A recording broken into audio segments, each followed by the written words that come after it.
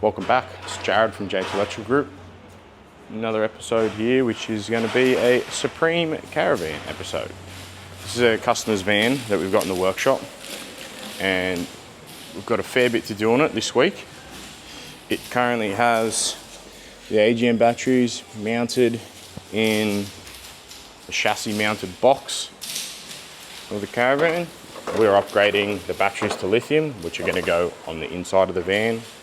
On the roof here, we've got an antenna, which is just a TV antenna that we are removing, and we're going to be placing a 5G Wi-Fi system on the roof, as well as extending the current 2 solar panel system to a solar array of 4. He's already got some stuff installed on this Caravan. He's got a Redvision 3000 watt inverter already in here, so we're going to use that whilst keeping it, 1, compliant, and 2, making sure it's going to work properly. The AC charger is a Redvision Manager 30, which also does his DC charge and his solar at the moment. So with the additional solar, we're going to add in a Victron solar controller to the system, and we are going to make sure that this power point here only has power when you're plugged into shore power on the outside of the van, because if that power point runs off the inverter, he's going to have an endless circle of death, which is going to be your batteries running your inverter running your AC charger charging your batteries, and because of the efficiencies, you're going to lose power. You're not going to gain anything. So we've got to be careful with that. This inverter has an AC transfer switch built into it, so we're going to hook that up to all the necessary 240 that we need to. You can see the input and output plugs on the front of the inverter there.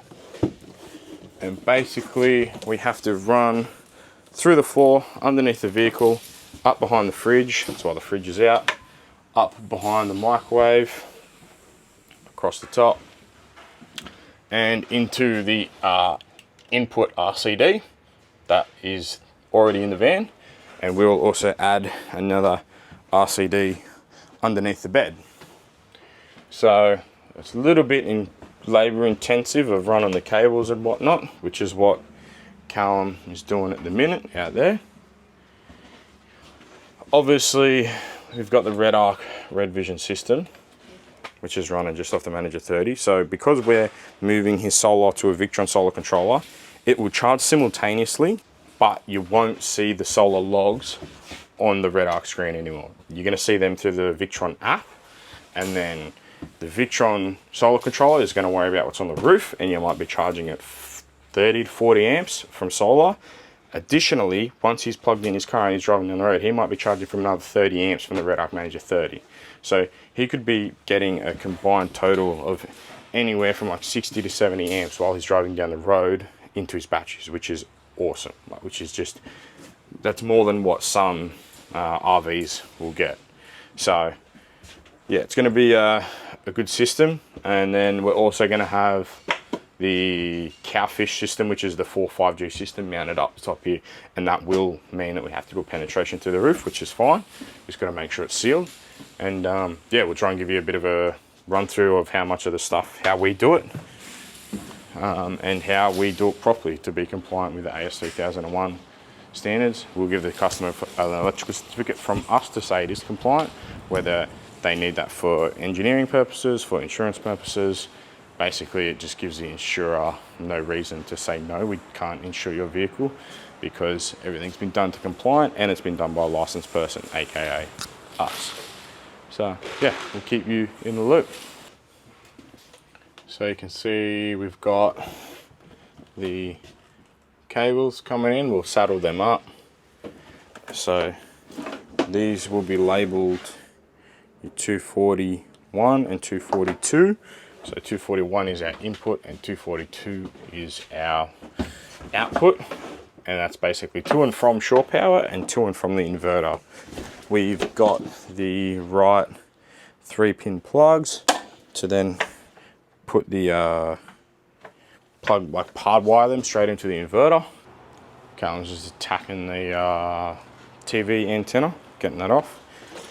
You can see there's 240 continues down and under. We will saddle them up. We're just waiting on some saddles to get here, and they basically run all the way underneath the vehicle. Try and get under there best I can. So all the way underneath the vehicle, and then up and into battery box area under the bed. We are charging up each battery singularly, so I'll show it up my BMS. You can see we're getting 109 amps of charging. So this battery is at 92%. As you can see, 277 amp hours out of 300.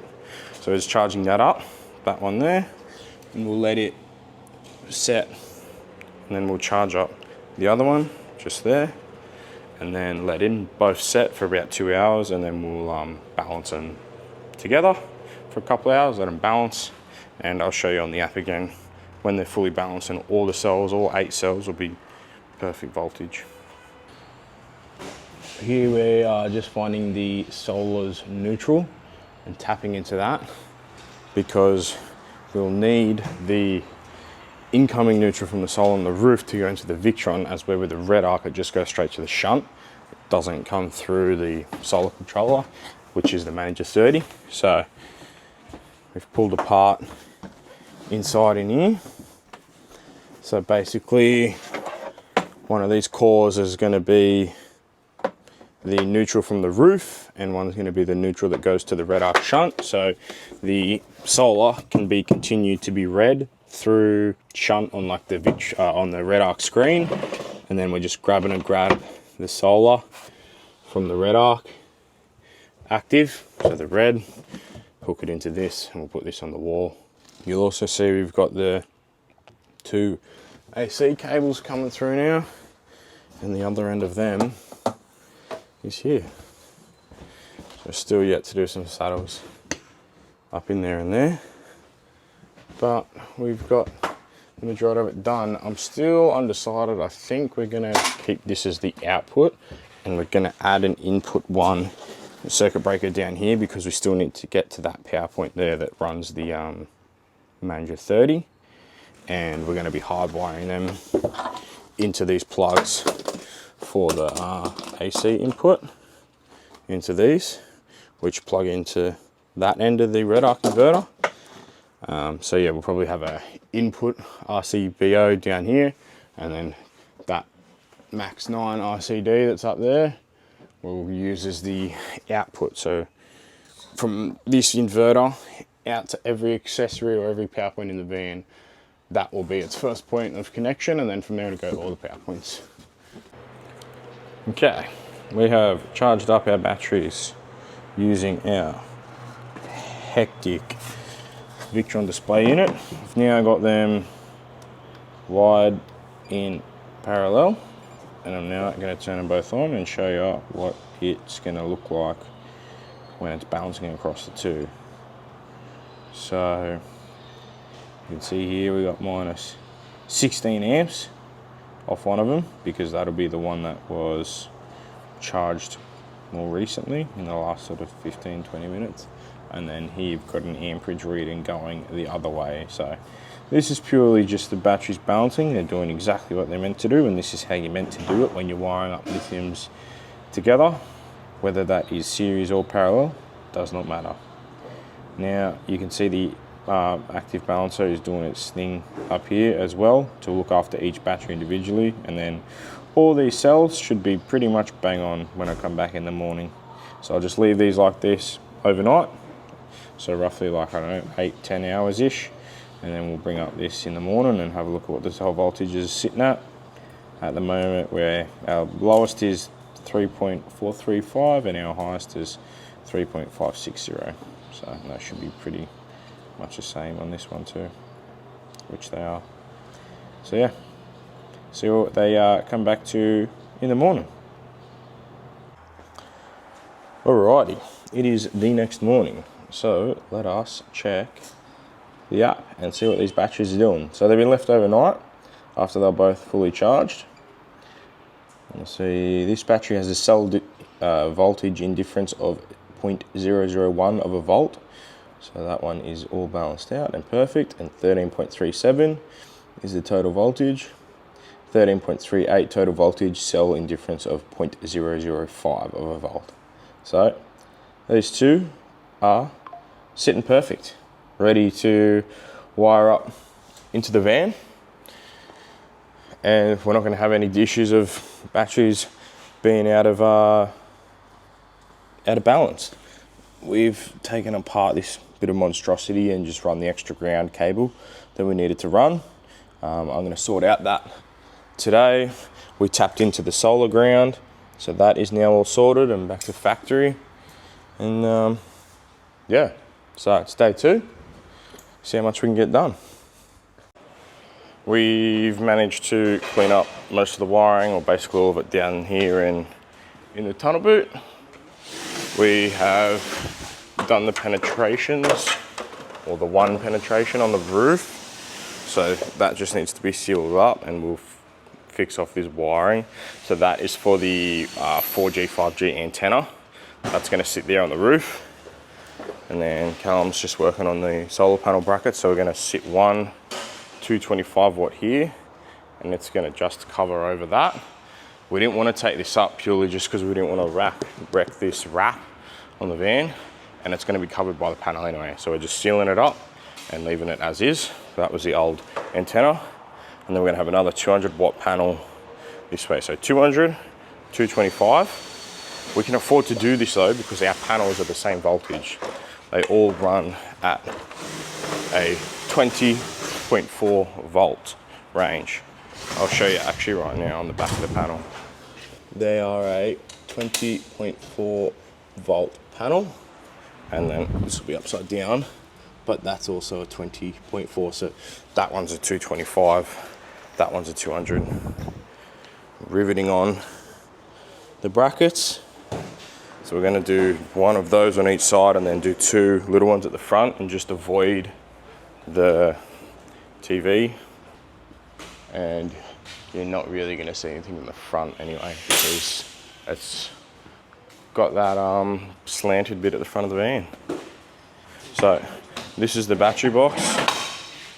We get CNC cut. What we've got to do now is bead a sicker on all the edges, and then that's obviously the outside of the lid.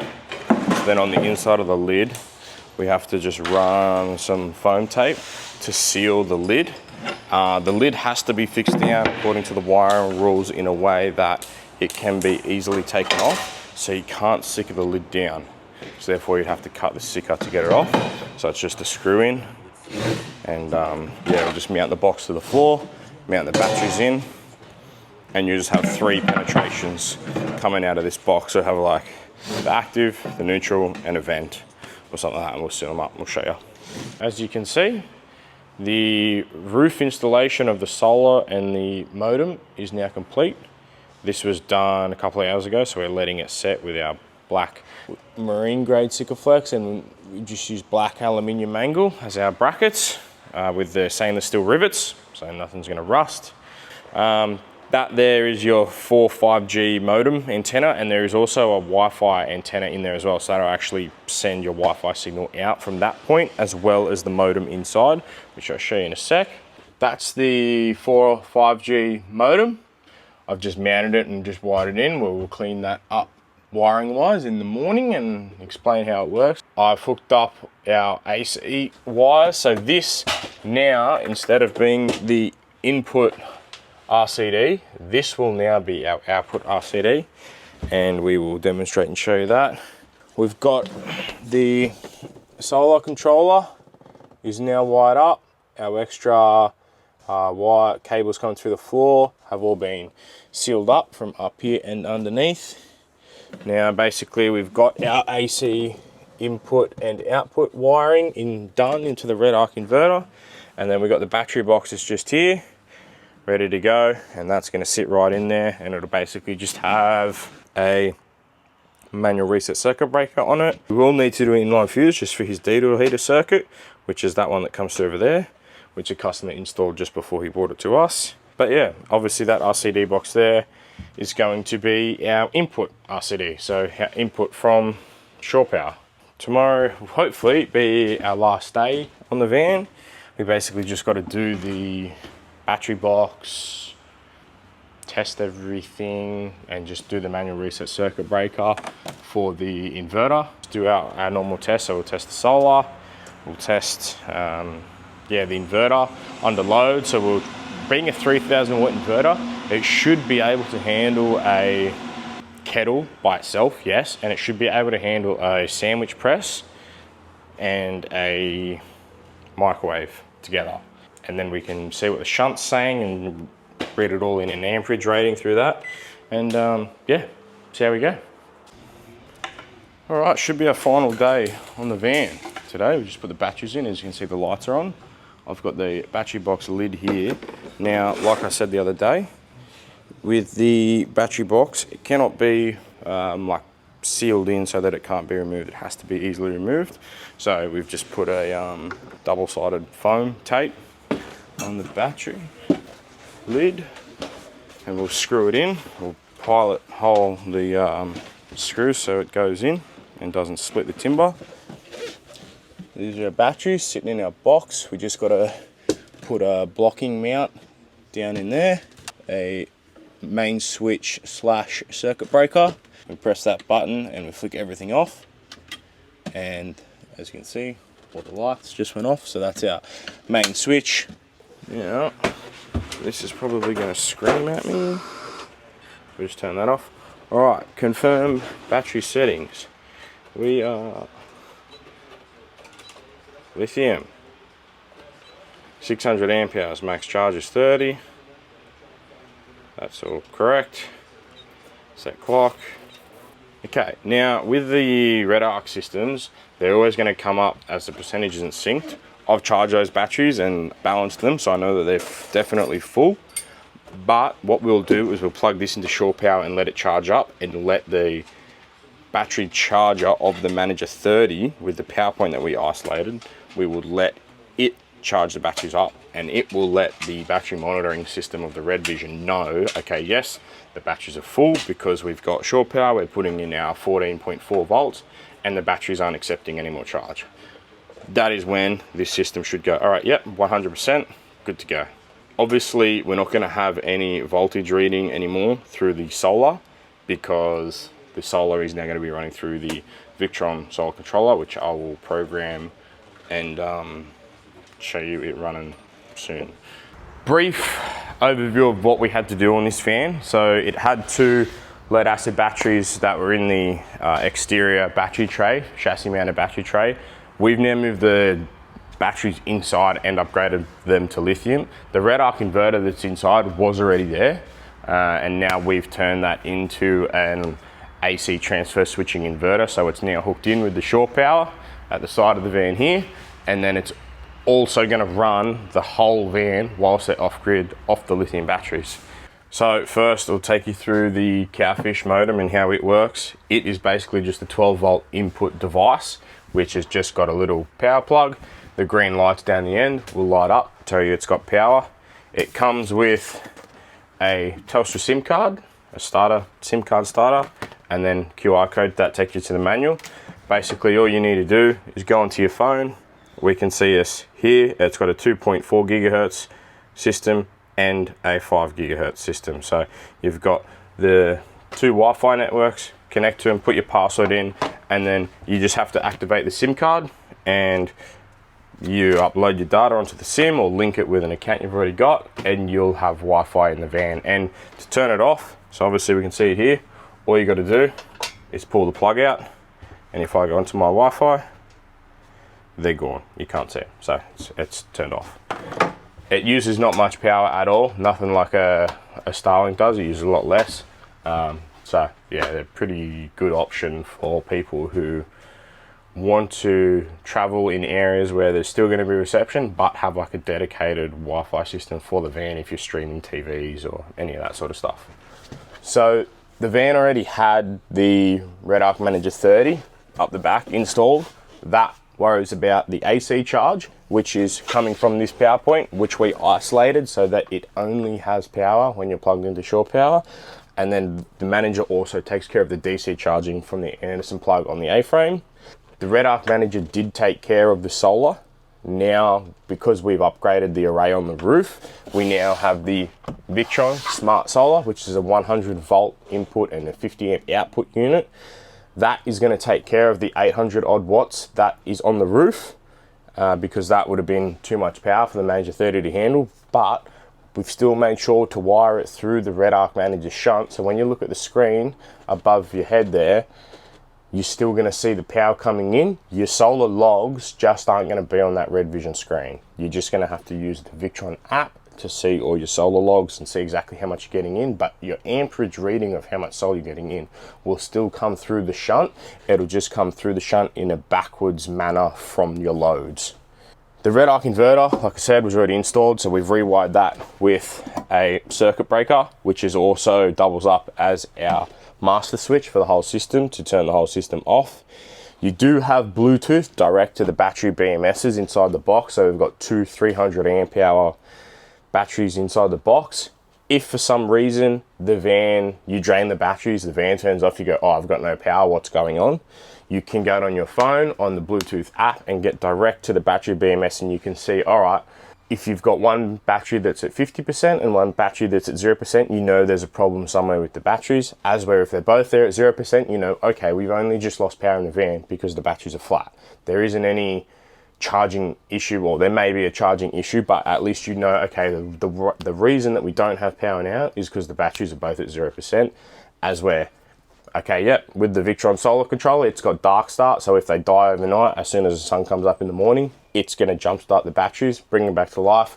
It'll give you power back to your Redvision screen, but your Redvision screen will have the two dashes like it did earlier in the video, and it won't have a battery percentage there because they would have turned off and it would have reset.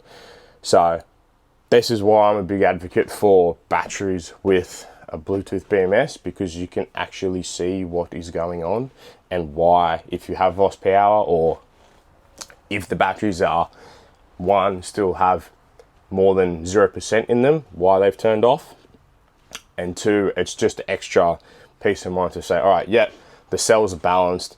You can see your cycle life count on there, so you know if it's a brand new battery that you're buying, things like that. Very nice perk to have.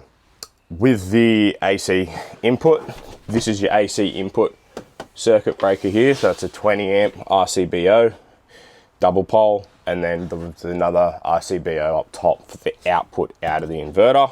Your inverter switch is just down here, which is how it was before we had the van. And then you've also got a vent here that runs out of this box through the floor and keeps it compliant with all your AS3000 stuff. Your AS3000 stickers are here, and then your caution stickers are on the bed compartment as well for any 240 gear. As you can see, the battery percentage now says 100% because we have had it plugged into shore power. It's only been about 20 minutes, 25 minutes, and the battery percentage is now saying 100% because the Manager 30 knows, all right, yep, I'm plugged into mains power. I am able to charge the batteries, but the batteries aren't accepting any more charge. Okay, yes, the batteries are full, and that is because we pre-charge them and pre-balance the batteries. So that is perfect and doing exactly what it's meant to be doing. I will hit the input RCD down here now, and I'll flick that off. So now you'll see, all right, yep, our 240's disappeared. We are now off grid, essentially. Our inverter isn't on, but I can come down to the inverter switch and turn it on here, and you'll hear the microwave beep, which was that beep. It's saying, all right, yep, we got 240 power, and the inverter is using a little bit of power on standby as well as running the 12 volt lights and stuff in the van at the moment. So one thing I will say now is the light bulb is your loads. With the solar, we've still wired the solar ground through the shunt. So when the solar is working and in the sun and we're getting amperage charge in, it will go that way and it will read backwards. So let's say if we weren't using any power and we're getting, I don't know, 200 watts of solar, you would see that 8.7 amps going that way and coming back down and charging the batteries. So the percentage of this battery monitor will still work with a separate Victron solar controller looking after the solar, and that is how you do it correctly. And like I said, your solar logs here, I'm not going to say anything anymore. You see your solar logs through the Victron app. When the van came to us, yes, the inverter was installed, but it wasn't hooked up. So the only way that they could use the inverter off grid was to actually get under the bed and plug into the inverter off the batteries that were in the chassis on the outside. Now, we've done all the wiring to hook them up. As you can see on the screen, we have the AC shore power is disconnected. We have our inverter turned on, and I have our kettle here plugged in. We turn the kettle on and it works. We're not plugged into mains power. We are running this kettle off the batteries. Your kettle is going to be your biggest power consumer out of any sort of 12 volt appliance that's got a 10 amp plug on it. And as you can see up on the screen here, we are drawing 190 odd amps out of the batteries running this kettle off grid. This number here saying 3 hours is basically saying, all right, we have 3 hours left at this rate of discharge before the batteries go flat. But the kettle's only going to boil for a couple of minutes, and then that will bounce back up because we're not going to be drawing 190 odd amps off the batteries. Now, while this is boiling, I will show you what's going to happen if you are to plug in your mains power and how the AC transfer switch works. So I've just flicked that switch over. You can see our voltage is going up and the inverter just flicked, and this is now charging, not discharging the batteries. So the AC transfer switch inside the inverter has come into effect with our shore power plugged in, and it's gone, all right, sweet, we have mains power, let's use that to charge the batteries, and we'll use that to run any appliance that's running off 240 at the moment. So now as well, I will be able to turn on the microwave. You'll come back to here and you'll see we're still charging at 25 amps. With the size of the batteries that's in here, you would be able to run the kettle and the microwave off grid together, but you'd need a bigger inverter. You'd need either like a Victron Multi Plus 3 kVA or a 5 kVA. The red arc won't surge to that high, so when you are off grid, if you're running the kettle, you can only run the kettle. If you're running things like the microwave and say like a sandwich press, yes, you can run them together. Or if you're running like a dual induction hob, you can run both of the burners together. But that's just something to keep in mind, and that is also relative to the BMS, the size of the BMS in your lithium battery. If you have a 300 amp hour lithium battery that's only got a 100 amp discharge BMS, you're not going to have any fun trying to use that system off grid like this. You need to have good quality batteries with a good quality BMS to run these sorts of things off grid and be able to do so time and time again. Otherwise the BMS is just going to conk out, you're going to lose all your power for like 30 seconds and it'll come back on. And if you keep this switched on, it's just going to keep doing that cycle. You need to do things like switch it off. All right, yeah, power's back on. Why do we turn off? A lot of people, it's not something you'll know straight away because a lot of the batteries that have the smaller BMSs don't have Bluetooth. So this is why we do the installs the way we do them and we use the products that we do them. Yes, they're not cheap, but yes, they work and they will be reliable to outlast any customer that's going to need this caravan or vehicle for. So this van came to us with just the two panels on the far side. They're a 210 watt panel and they operate at 23.95 volts.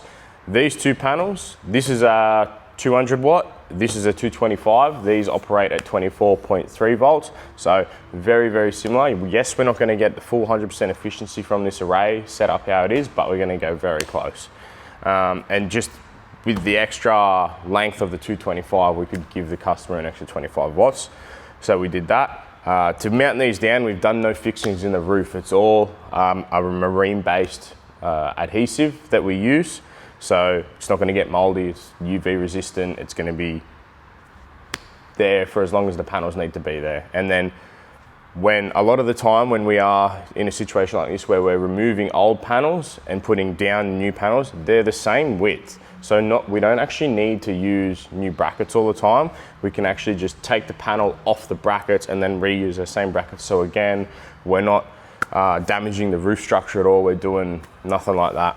Up the front of the van, he also had his TV antenna, which we've removed that and sealed it up from the inside and the outside. And then the other thing that we've added, this is just the 5G antenna from the Cowfish system. And like I said, it's also got a Wi-Fi antenna in there, so this will spray your Wi-Fi signal out as well. If you are outside the van, you'll still get the Wi-Fi on your phone. Thanks for watching the video. I hope you learned a thing or two, or if you're looking at doing it yourself, helps you understand how we do things in the workshop. And yeah, cheers. I'm gonna go have a cup of tea with my kettle that I boiled off the batteries.